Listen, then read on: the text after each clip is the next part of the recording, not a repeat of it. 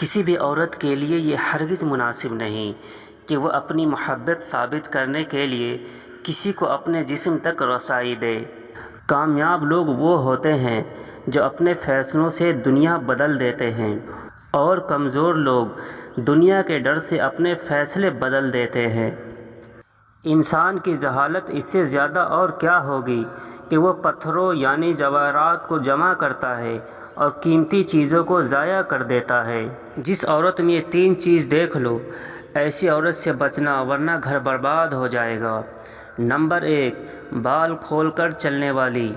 Number 2، بغیر ضرورت گھر سے نکلنے والی۔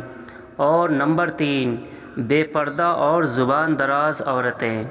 اپنی محبت کو نکاح سے حلال کرو، ورنہ خوبصورت جسم اچھے داموں میں بھی مل جاتے ہیں۔